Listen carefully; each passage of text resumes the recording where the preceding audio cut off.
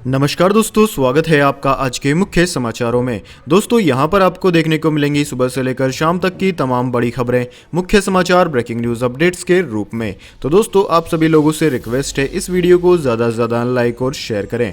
तो दोस्तों सीधे चलते हैं आज की पहली बड़ी खबर की। मोदी सरकार की डिजिटल स्ट्राइक का असर, सिमटने लगा चीनी एप्लीकेशंस का मार्केट। जी हाँ दोस्तों, भारत और चीन के बीच भू राजनीतिक तनाव का असर अब बाजार में भी दिखने लगा है।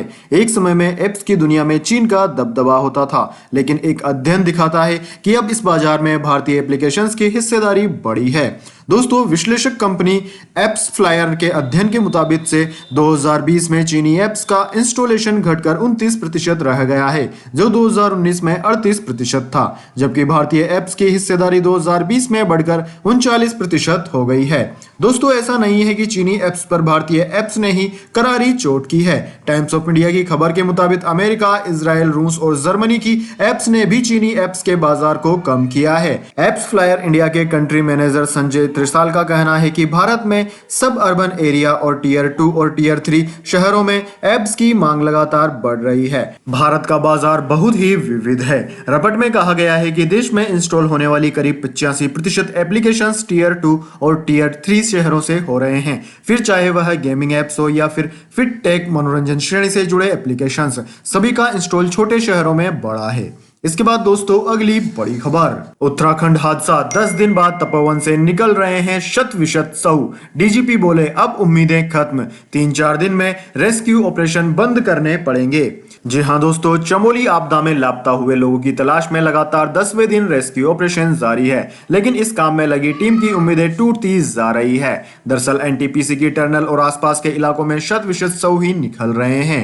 उत्तराखंड के डीजीपी अशोक कुमार ने कहा है कि बचाव अभियान दिन रात चल रहा है, लेकिन अब लोगों के जिंदा होने की आस नहीं है। ऐसे में रेस्क्यू ऑपरेशन 3-4 दिन से ज्यादा नहीं चलेंगे। हालांकि साफ सफाई का काम जारी रहेगा। आपदा वाले इलाके से अब तक 56 लोगों के शव बरामद किए जा चुके हैं। इसके अलावा 22% मानव अंग भी मिले हैं। इनकी शिनाख्त डीएनए जांच से ही होगी।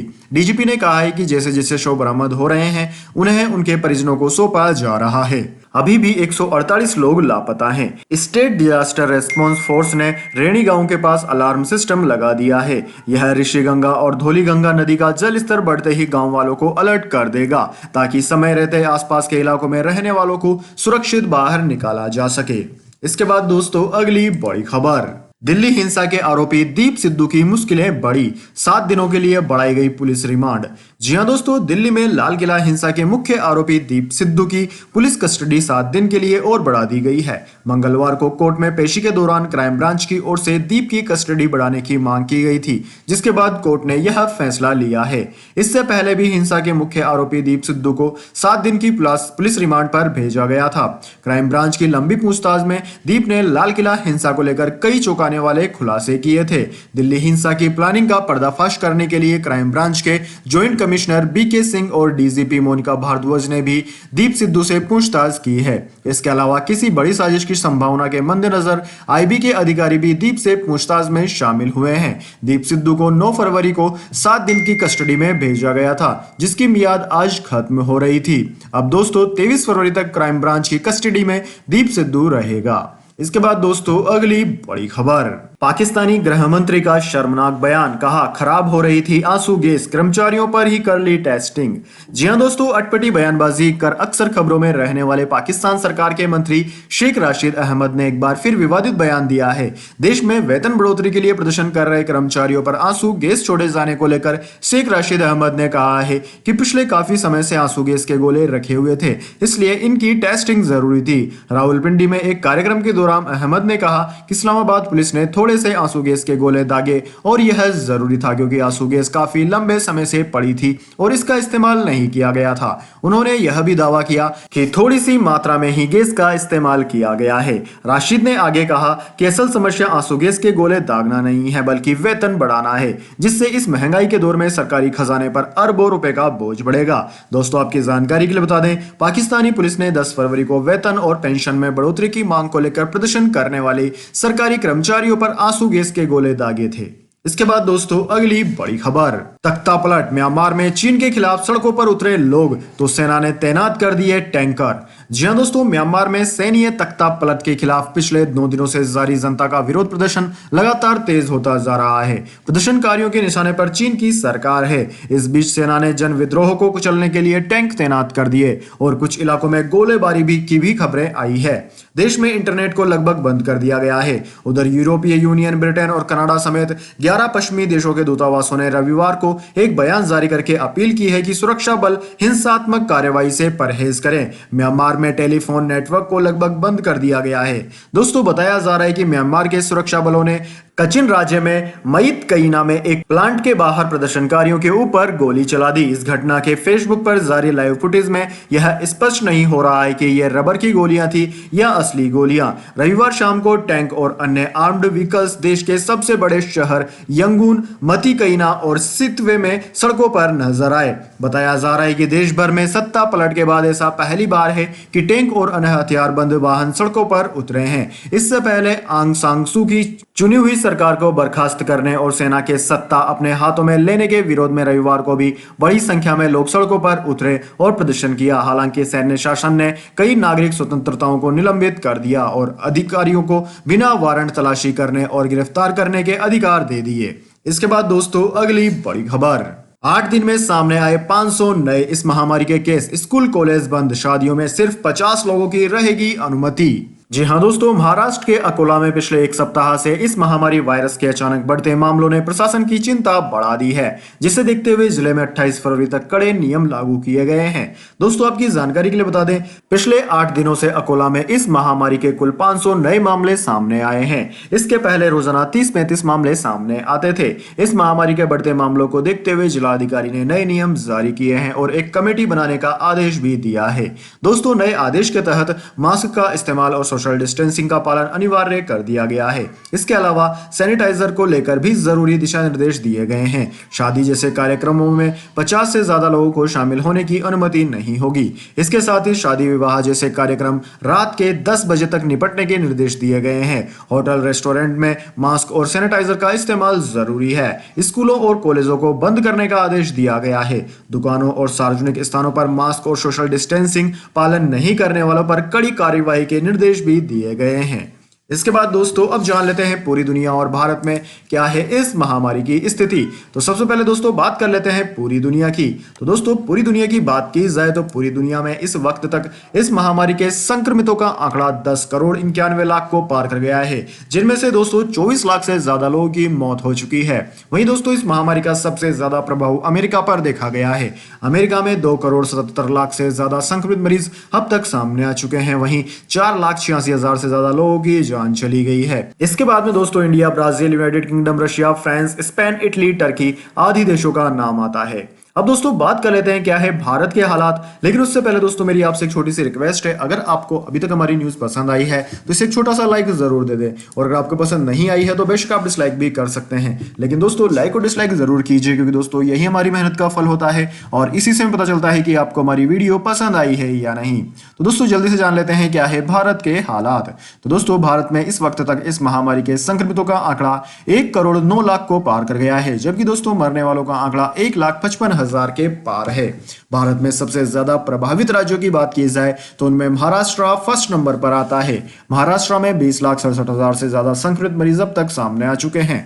वहीं दोस्तों इसके बाद में केरला, कर्नाटक, आंध्र प्रदेश, तमिलनाडु, दिल्ली, उत्तर प्रदेश, वेस्ट बंगाल आदि राज्यों का नाम आता है, जो कि इस महामारी के मामले में उच्च स्थानों पर आते हैं। इसके बाद दोस्तों अगली बड़ी खबर, 33 रेड लिस्ट वाले देशों से ब्रिटेन लौटने वालों को क्वारंटाइन होना होगा अनिवार्य। जी हां दोस्तों, ब्रिटेन में इस महामारी वायरस के प्रसार को रोकने के लिए सोमवार से यात्रा के नियम कड़े बना दिए गए, जिसके तहत 33 उच्च खतरा वाले रेड लिस्ट देशों से ब्रिटेन लौटने वाले लोगों को आवश्यक रूप से होटल में पृथकवास में रहना होगा। यहां आने वाले लोगों को सरकार की तरफ से निर्धारित होटलों में 10 दिनों तक पृथकवास में रहने के लिए पहले से बुकिंग करानी होगी और इसके लिए उन्हें 1750 पाउंड का भुगतान करना होगा। इसमें होटल का खर्च, परिवहन और पहुंचने के बाद 2 अलग अलग जांच का खर्च शामिल है।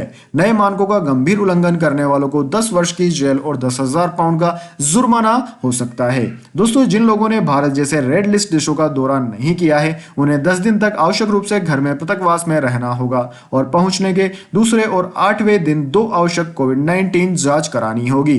ब्रिटेन के स्वास्थ्य मंत्री मैट हैनकॉक ने कहा कि नए स्वरूप के सामने आने के बाद हमें आगे और कदम अच्छी तरीके से बढ़ाने होंगे। आज से लागू नए पृथकवास की व्यवस्था को और मजबूत बनाएंगे और सीमा पर नए स्वरूप के खिलाफ सुरक्षा का स्तर सुदृढ़ करेंगे। इसके बाद दोस्तों अगली बड़ी खबर, फोन कॉल और मैसेज से लोगों को चूना लगाने वालों पर कसेगी नकेल, सरकार के रडार पर हैं 2 शहर। जी हां दोस्तों, देश में इन दिनों फर्जी कॉल और टेक्स्ट मैसेजिंग भेजकर ठगी का धंधा बड़े पैमाने पर चल रहा है, लेकिन ऐसे अपराध को अंजाम देने वालों की अब खैर नहीं है। केंद्र सरकार ऐसे जालसाजी के मामले पर लगाम लगाने के लिए योजना बना रही है। इस बात की जानकारी केंद्रीय सूचना प्रौद्योगिकी मंत्रालय ने दी है। सरकार के मुताबिक ऐसे फर्जी कॉल और मैसेज भेजने वालों के लिए एक डेटा इंटेलिजेंस प्लेटफॉर्म तैयार किया जा रहा है। इससे कानून लागू करवाने वाली एजेंसी, बैंक और सर्विसेज देने वाली एजेंसियों के बीच समन्वय स्थापित करने में मदद मिलेगी। दोस्तों, उपभोक्ताओं की बढ़ती शिकायतों को हल करने के लिए एक बैठक आयोजित की गई थी। इस बैठक में केंद्रीय संचार मंत्री रविशंकर प्रसाद भी मौजूद थे। बैठक में मौजूद अधिकारियों ने सरकार को अनचाहे टेक्स्ट मैसेज और कॉलिंग से हो रही वित्तीय धोखाधड़ी की जानकारी दी थी। दोस्तों, आपकी जानकारी के लिए बता दें, देश भर में इन दिनों ऐसे कई मामले सामने आ रहे हैं जहां लोगों को कॉल करके उनके पासवर्ड और बैंक खातों की जानकारी मांगी जाती है। बातचीत के दौरान ही लोगों को लाखों रुपए का चूना लग जाता है। वैसे दोस्तों, मिली रिपोर्ट के अनुसार देश के 2 शहरों में ही यह धंधा मुख्य रूप से चल रहा है। पहला है हरियाणा में मेवात और दूसरा है झारखंड में जामताड़ा। एक अधिकारी ने नाम न छापने की शर्त पर कहा कि इन दोनों शहरों में टेलीकॉम सेवाएं पर बंद करने को लेकर विचार किया जा रहा है, यानी कि यहां पर टेलीकॉम सेवा भी बंद हो सकती है। इसके बाद दोस्तों अगली बड़ी खबर, मौसम समाचार, जानिए अगले 24 घंटे और पिछले 24 घंटे के मौसम पूर्वानुमान। सबसे पहले दोस्तों बात करते हैं पिछले 24 घंटों की। तो दोस्तों बीते 24 घंटों के दौरान अंडमान व निकोबार द्वीप समूह के कई इलाकों में मध्यम से भारी बारिश दर्ज की गई है। मध्य प्रदेश, छत्तीसगढ़, उप हिमालय, पश्चिम बंगाल, सिक्किम, असम और अरुणाचल प्रदेश में भी कुछ स्थानों पर बादलों की गर्जना के साथ बारिश हो सकती है। वहीं दोस्तों पश्चिमी हिमालय राज्यों हरियाणा, दिल्ली और राजस्थान के अधिकांश भागों में दिन का तापमान बीते 24 घंटों के दौरान सामान्य से 4 से 5 डिग्री सेल्सियस ऊपर बना रहेगा। अब दोस्तों बात कर लेते हैं आगामी 24 घंटों की। तो दोस्तों अगले 24 घंटों के दौरान दक्षिणी और दक्षिणी पूर्वी उत्तर प्रदेश, मध्य प्रदेश के पूर्वी और मध्य भागों, छत्तीसगढ़ के कई राज्यों के साथ साथ विदर्भ के अधिकांश भागों में हल्की से मध्यम वर्षा के आसार हैं। वहीं दोस्तों उत्तर भारत के मैदानी इलाकों में कोहरे की तीव्रता में अभी क्रमशः कमी आने के आसार हैं। इसके बाद दोस्तों अगली बड़ी खबर, petrol diesel price today. Rajasthan में 100 रुपए हुई पेट्रोल की कीमत। भोपाल में 97.25 रुपए, मुंबई में 95.75 रुपए प्रति लीटर बिक रहा है पेट्रोल। इस महीने में 10वीं बार बढ़े पेट्रोल डीजल के रेट।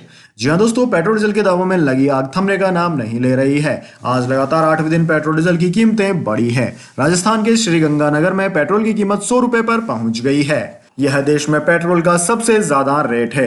दिल्ली में पेट्रोल 89.29 रुपए प्रति लीटर और मुंबई में 95.75 रुपए प्रति लीटर पर पहुंच गया है। दोस्तों दिल्ली में पेट्रोल आज 30 पैसे और डीजल 35 पैसे प्रति लीटर तक महंगा हो गया है। इसके बाद दोस्तों अगली बड़ी खबर, गोल्ड सिल्वर प्राइस टुडे। जानिए आज कितनी गिरावट आई है सोने और चांदी की कीमतों में। दोस्तों भारतीय बाजारों में गोल्ड के भाव में आज मामूली कमी दर्ज की गई है। दिल्ली सराफा बाजार में आज सोने के दाम 19 रुपए प्रति 10 ग्राम तक घट गया। वहीं दोस्तों चांदी के दाम में भी आज 646 रुपए प्रति किलोग्राम का उछाल आया है। दोस्तों सोने की बात की जाए तो सोना 46,845 रुपए प्रति 10 ग्राम पर बंद हुआ, जबकि चांदी 68,426 रुपए प्रति किलोग्राम पर बंद हुई है। अंतर्राष्ट्रीय बाजार की बात करें तो अंतर्राष्ट्रीय बाजार में सोना $1819 प्रति औंस, जबकि चांदी $27.48 प्रति औंस पर रही है। तो दोस्तों यह थी आज की तमाम बड़ी खबरें। इसके बाद में दोस्तों बारी आती है आज के माइंड क्विज क्वेश्चन की। जी हाँ दोस्तों, एक आसान से सवाल का जवाब देकर आप जीत सकते हैं एक अमेजिंग सरप्राइज गिफ्ट हमारे यूट्यूब चैनल की ओर से। तो दोस्तों आज का सवाल आपकी स्क्रीन पर आ चुका है। दोस्तों आपको बताना है गरबा भारत के किस राज्य का लोक नृत्य है। जी हाँ दोस्तों, अगर आप जानते हैं कि गरबा भारत के कौन से राज्य का लोक नृत्य है तो जल्दी से कमेंट बॉक्स में लिख दीजिए। अगर दोस्तों आपका जवाब होता है एकदम सही और आप चुने जाते हैं लक्की विजेता के रूप में, तो आपको मिल सकता है एक अमेजिंग सरप्राइज गिफ्ट हमारे यूट्यूब चैनल चैनल की ओर से। तो दोस्तों जल्दी से अपना उत्तर कमेंट बॉक्स में लिख दीजिए, वीडियो को लाइक कर लीजिए और चैनल को सब्सक्राइब करके बेल आइकन भी दबा लीजिए। धन्यवाद। वंदे मातरम। जय हिंद, जय भारत।